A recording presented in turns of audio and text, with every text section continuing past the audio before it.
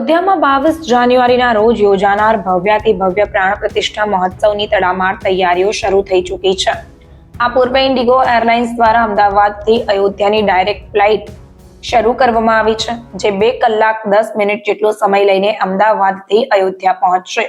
ત્યારે અમદાવાદ એરપોર્ટ પર ઇન્ડિગો એરલાઇન્સના સ્ટાફે ભગવાન શ્રીરામ, માતા સીતા, લક્ષ્મણ અને હનુમાનજી મહારાજના પરિધાનમાં જય જય શ્રીરામના નાદ સાથે એરપોર્ટ ગુંજવી મુસાફરોનું અભિવાદન ઝીલ્યું હતું।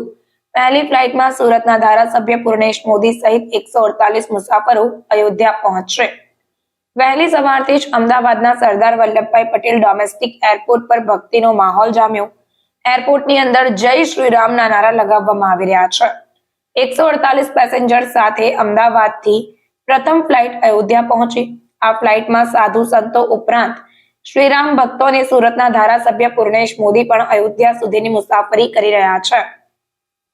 એક મહિલા મુસાફરના હાથમાં ભગવાન શ્રીરામની મૂર્તિ જોવા મળી હતી। તેઓએ જણાવ્યું કે અમદાવાદથી અયોધ્યાની પહેલી ફ્લાઇટ છે તો તેમને ઘણું સારું લાગે છે। તેઓ પરિવાર સાથે અયોધ્યા જઈ રહ્યા છે અને ત્યાં તેમને હવનમાં બેસવાનો લાભ મળ્યો છે। જય સિયારામ।